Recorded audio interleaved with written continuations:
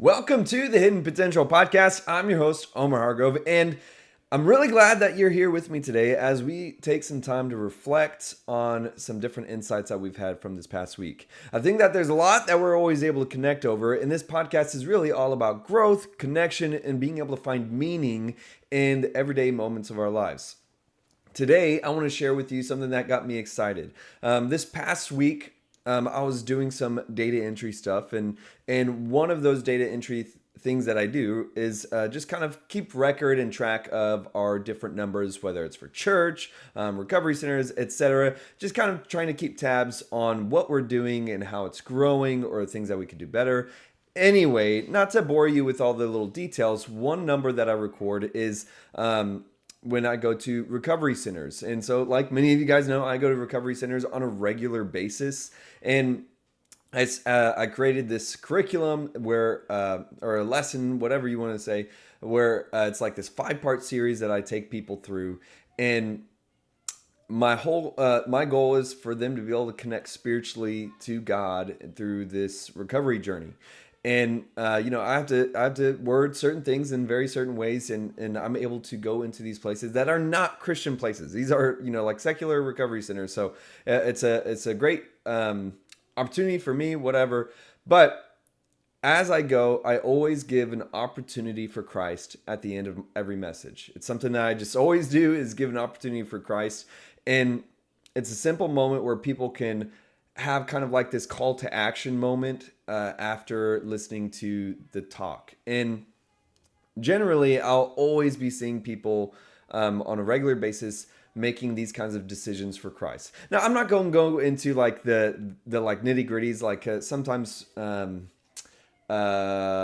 with like religious ideas or theologies, his ideas like, well, are they really genuine converts? Are they disciples? Did they really repent? It's not my job to judge those things. My goal is to simply present an opportunity in which people are making a clear decision that they want more of Jesus in their life. And I trust the Holy Spirit to kind of finish that work and continue that work in their lives. So I want to be clear. I don't want to make it seem like I'm presenting inaccurate data. So to be clear, these are opportunities for Christ. These are moments in which people are making some type of decision where they're saying, I want more of God in my life. Even more specifically, I want more of Jesus in my life.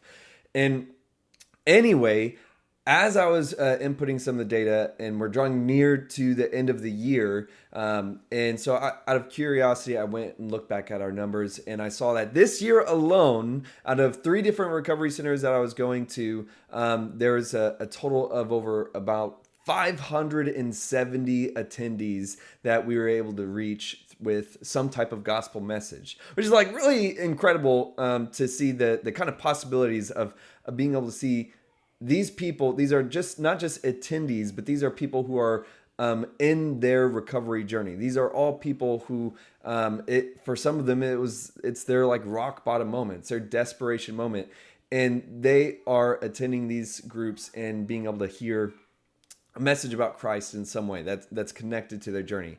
Out of those 570 attendees, there was over 240 decisions made for Christ. And when I saw that, I just felt really good. I just felt excited about being able to see just progress. When the very first year that we started our church, and what we're doing, that first year, I think there was 118 people that we had that had made decisions for Jesus. And it was something so exciting then. And now, a couple years later, to see more than twice as much as that in just recovery centers alone. And it's a meaningful thing, because it makes me think about why I'm doing what I'm doing. At the end of the day, I'm going to recovery centers. Yes, I want to help people in recovery, but even more specifically, I want to help lead people to Christ. And this is this great number that shows almost half of the people that I'm talking to are making decisions for Jesus, which is a really great statistic. If this was sales, we would be high-fiving and clapping because of a 50% closing rate.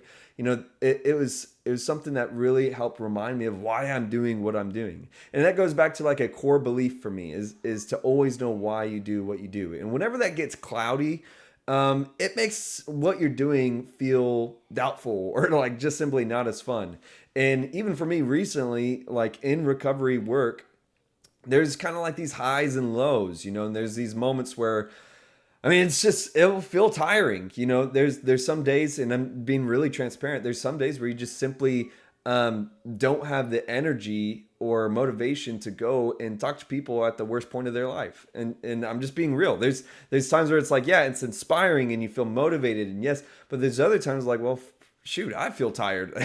I don't feel very motivated. I feel like I just want to do something else. I mean, you're talking about meeting people, connecting yourself over and over again to people's stories that include so much trauma, so many like horrific details, and you're connecting your life with them every single time. And sometimes it just simply feels draining. And it was a while back to where I was kind of feeling a little overwhelmed, maybe even a little burnt out. And I started just kind of feeling deflated.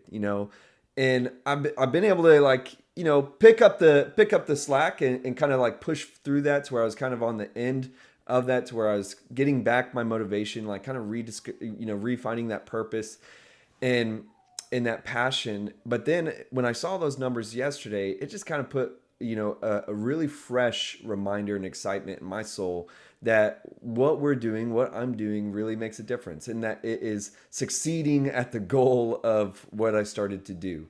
And it was one of those things where it reminded me uh, uh, to not doubt those beginning moments.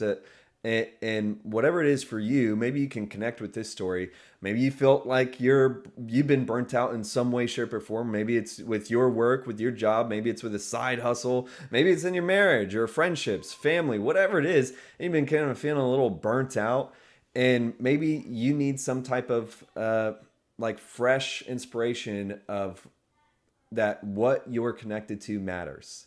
If you were to take a moment and think in whatever that thing is and consider how much it has grown, how much you have grown, and think back to what like the original goal or heart was when you started that journey. And I think when we reflect and believe that this was like a real thing, it was an authentic beginning, and don't doubt that, and try to look for what is like a something that will get you excited about it again.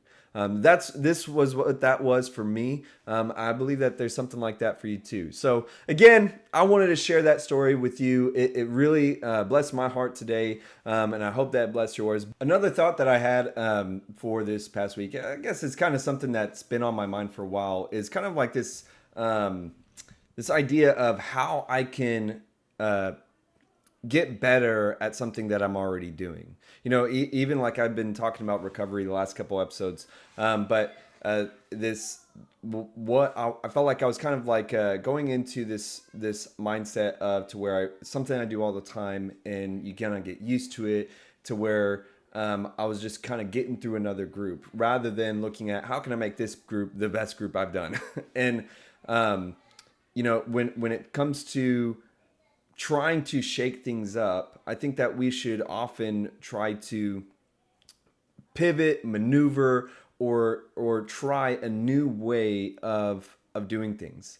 Even for me, like when it comes to public speaking, it's something I do on a regular basis, multiple times a week. But I'm like still thinking, what are ways I could kind of better hone my craft? Even like one idea I had is like maybe I should try doing like an open mic at a comedy club or something, just to try to shake up my normal way of speaking, to try to make it better. What's another kind of audience or another type of way I can challenge myself with something I already feel confident in.